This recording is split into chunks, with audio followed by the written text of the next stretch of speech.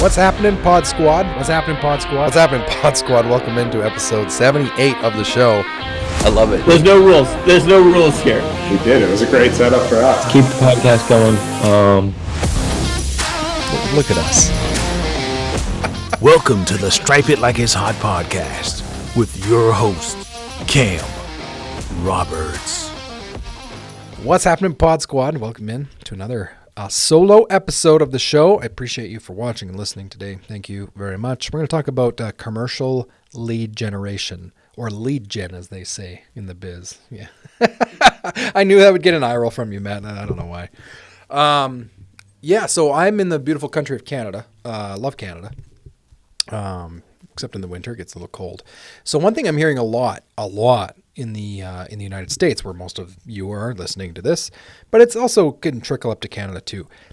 2024 is turning out to be a weird year, air quotes, because even some of the larger companies, that are like 8-figure companies, are saying this year is difficult.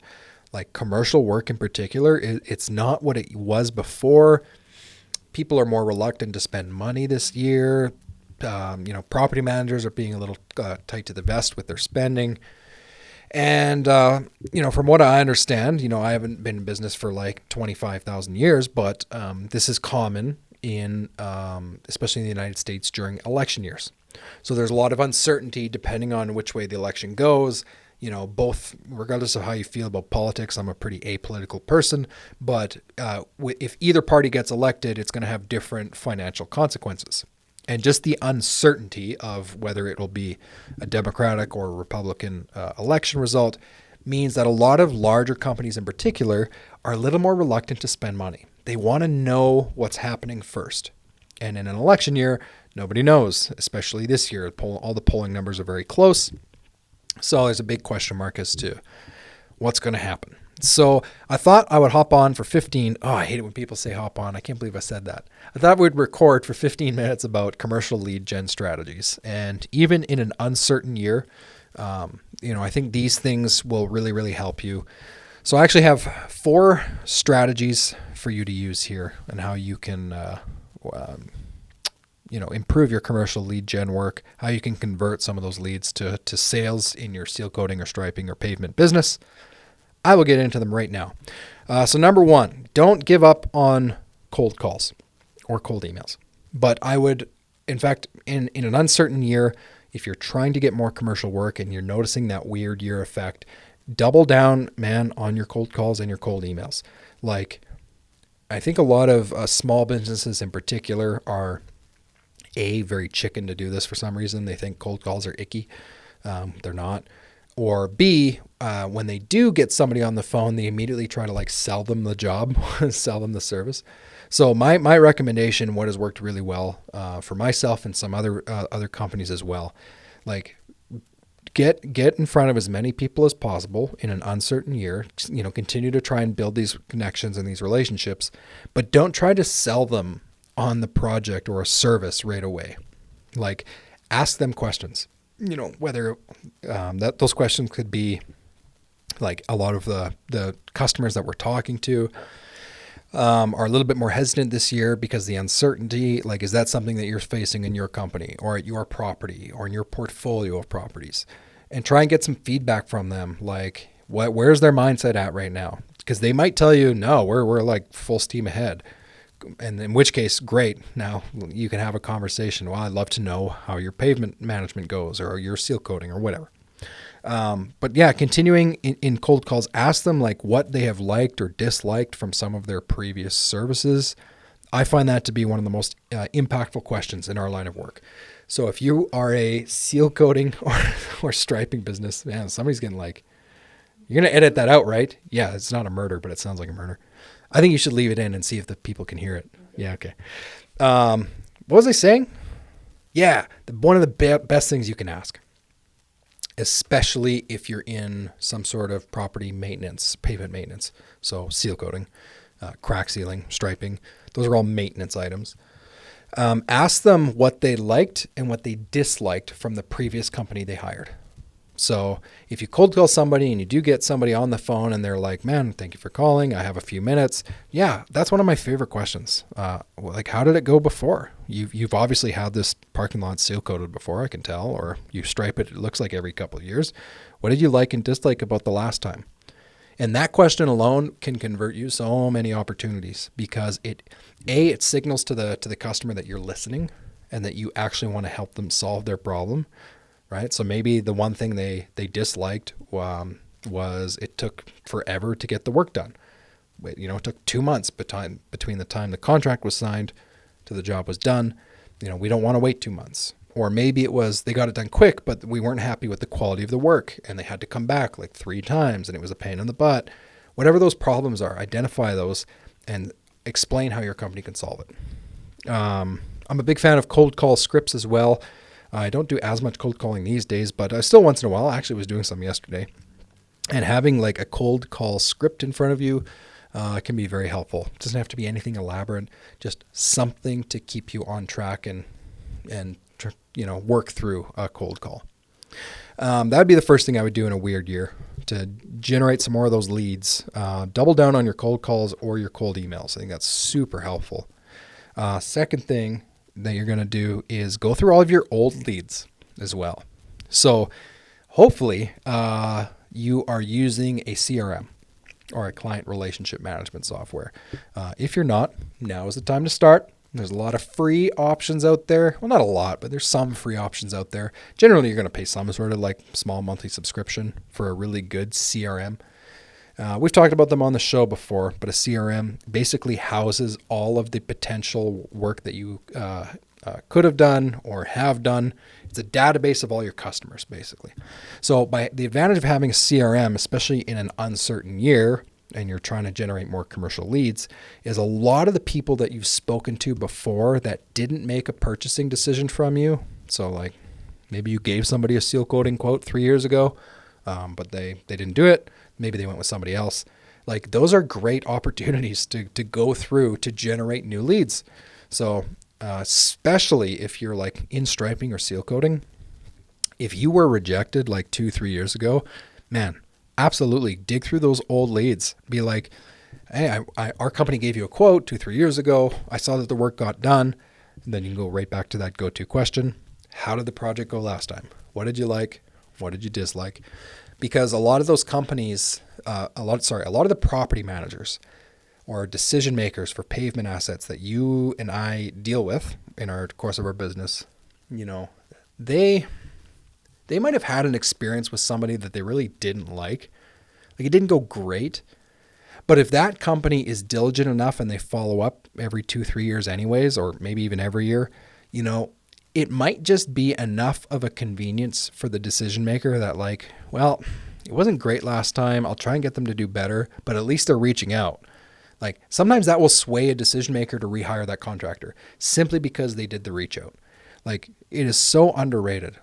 I was just one of my mentors, or my mentor, I should say, as part of their cold calling script, they said over 90% of the decision makers that we talk to admit that they don't have enough time to do their job properly, which is a crazy statistic. I don't know how they got the number, but if that's even remotely true, if you think about that, if like the overwhelming majority of decision makers don't have enough time, they're probably just going to go with whichever contractor returns them their time back. So that, unfortunately, might be an old lead that you were rejected on 2-3 years ago, but they might go with you this year, especially if you ask good questions, try to see how the job went last time. If you can solve their problems, you're in.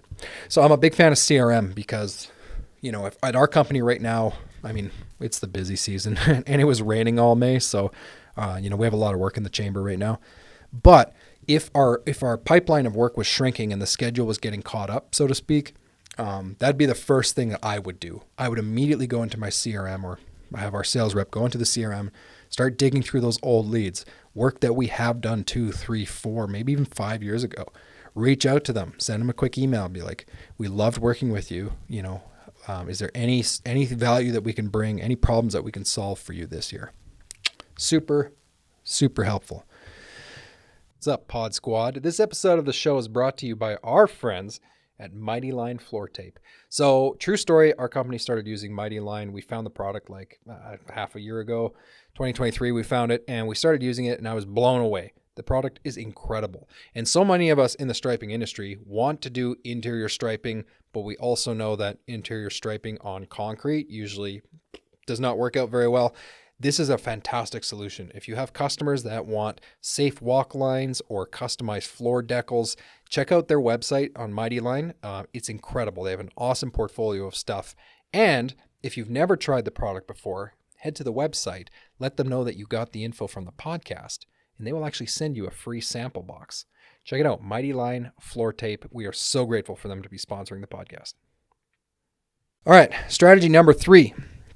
In an what do we call it? An unsure year or a year of, man, I must be like having a stroke. What do we call this? Uncertain year. I don't know why I couldn't think of the word. I should just write it down. Good strategy. In an uncertain year, you're trying to get commercial leads. Don't be Waldo. Don't be a Where's Waldo. Don't be hard to find. So in other words, like, if you think about what I just said 2 minutes ago, if the overwhelming amount of decision makers in commercial properties do not have enough time on their hands to do their job properly, which I'm sure you can acknowledge and appreciate that's probably true. They don't just hire contractors. They're also like managing the facility. They're also managing employees. They've got budgets to worry about and set. Like, these people are busy, right? They got stuff to do. So if they're busy beyond measure and they need a service done, like they need the seal coating done, they know it's in the budget, I got to get this done. You know, this is especially true if it's a new decision maker to a property. Like, they're probably going to go on Google, search seal coating in this area, and immediately try and talk to the first company that they find that has a halfway decent rating on their Google reviews or the top ranked website on Google. Like, you know, buying decisions from commercial decision makers of pavement, you know, they're generally not going to put a ton of research into it. Like, they might do a little bit of homework, but it's not like a residential, right? Residential, a lot more guarded. They're probably going to want to make sure you've done this before. Do you have referrals? I have a horrible story of my house that got wrecked years ago. In commercial, it's not like that. They're going to find people who are going to solve their problem quickly. So one of the big things that you can do is make it easy to be found. Like, make sure that you have a website first and foremost, and that it's ranking well on Google searches, because if you can funnel a warm lead, like a prospect who wants the service now, and you're like the first person they find, man, those are easy to convert, because you don't have to haggle with them. If they even want the service, they clearly want the seal coating or the striping or the pavement repair. Your website shows up. It says that you do those things. Bada boom, bada bing. So don't be Waldo. Make it easy to be found. And then the fourth thing, this one's a little bit of a different approach, but in your content, in your social media, because all of you have social media out there, right? We all got the gram. Matt's got the gram. You probably have like 7 accounts, don't you? Yeah, you do. Yeah. So if you're a striping company out there, a seal coating company, you probably have a free Instagram account. If you don't, please go get one. Tell the story in your social media of how you help your customers. Like, what problems are you solving? So here's what I mean. Like, social media is one of the verification methods that decision makers will use to make sure that you're legit.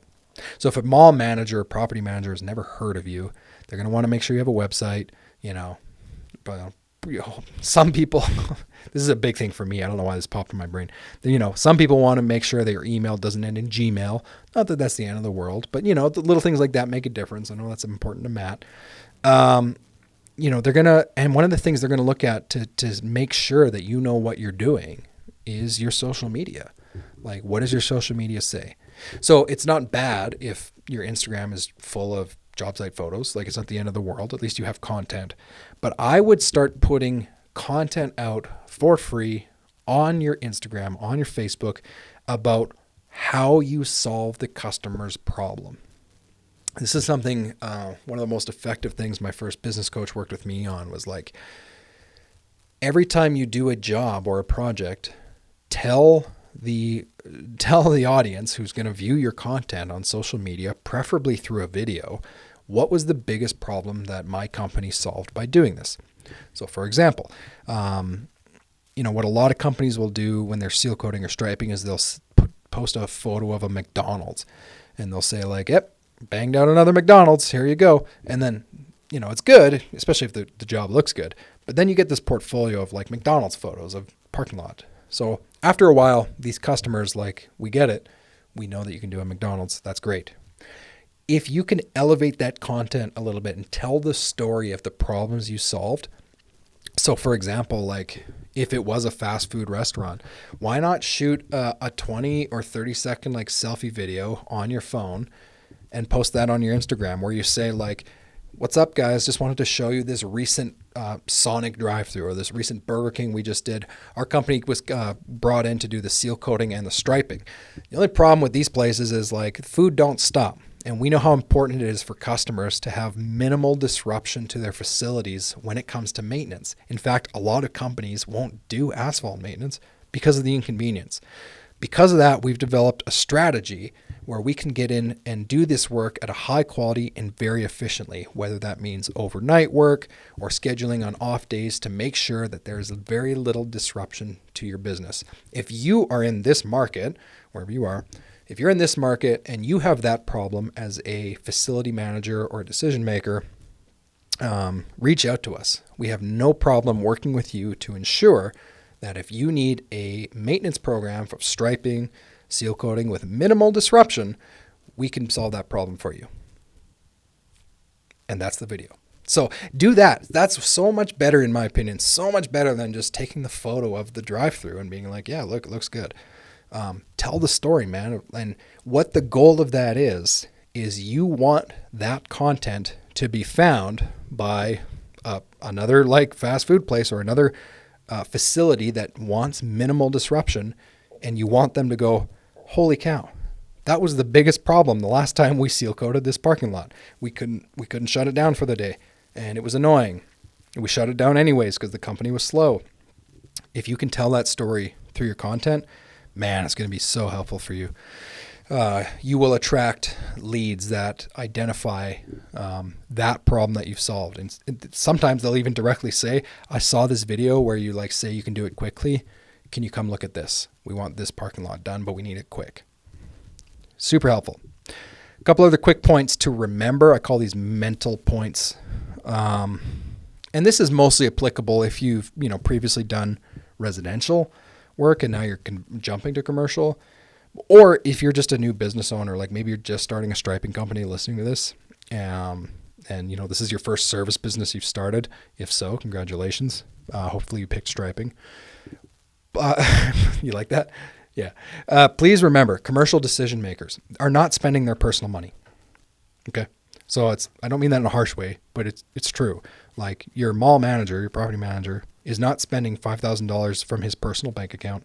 He is spending corporate funds. It's not his. So sometimes, and the reason why I say that is we build up the price of things to such a degree in our minds. And I see this a lot online is the price of the job. How much money is it going to cost? The price matters. With commercial work, it's not as important. Our company here at Laser, we will routinely win jobs at higher costs than our competitors because we know that we're solving the customer's problem and the customer is willing to pay a premium because we have good communication. If something goes wrong, we're going to fix it. And generally, you're not going to have to wait a month for us to come. We try to keep things rolling really efficiently. So when it comes to talking with these commercial decision makers, if you're a mall facility manager or you have a portfolio of commercial properties, you probably just want someone who's going to make life easy for you. I think it sounds kind of brutal, but it's true. They're probably willing to give you a purchase order for more money if they're not going to have to haggle you. They don't have to call you. It's going to protect their time. So just remember that commercial decision makers are spending corporate funds, not their own personal money. Just because you and I wouldn't spend $5,000 on striping doesn't mean a commercial property manager won't, right? The second thing and final thing I'll point out in this episode, I want to wrap this up, is when you do these cold calls, when you reach out to these old leads, when you are, building these first contacts with people, be friends with them. Like, build a relationship with them. Don't just jump into business. Don't just jump into like, how fast can I get you a quote? If that's what they want, great, give them a quote. But like, your goal when you're having conversations with these kinds of people is to build a relationship with people. You want to not just make a sale. Relationship-based selling has been so important for us. Like, it is so helpful to build a relationship with some of the local facility managers here in Prince George that, they know we're not perfect. We've made some mistakes along the way, but we're ruthlessly committed to doing it right because we want to protect the relationship. We want to be able to, for that customer to rely on us, whether it's striping or snow removal is a big one. Like, we want them to come back to this because we have that relationship, right? No different than a relationship with your friends or your spouse or your significant other or your girlfriend or whatever. Like, you don't just bail the first time something goes wrong because you have a relationship. That's what you should try and do with commercial work as well. In my opinion, relationship-based selling is so important. Don't just go out and make quick sales, with the caveat being, unless somebody really just wants the work done immediately, sure, go help them out. But really make an effort to build proactive relationships with people long-term. That will produce a lot more return on investment than just a race to the bottom trying to get the lowest quote. So if you're suffering from the weird year, hang in there. Hopefully it's not too bad for you, but those strategies have really helped me in our business. It's helped us grow to well past 7 figures. Commercial work is basically the majority of what we do, if not all of it. So I love commercial work. Hopefully those things help you out. If you have any questions about it, you want to chat commercial lead gen, just reach out to us, reach out to myself, and I would love to chat with you. So thank you for listening or watching on YouTube today. Keep your stripes hot. We'll talk to you next week.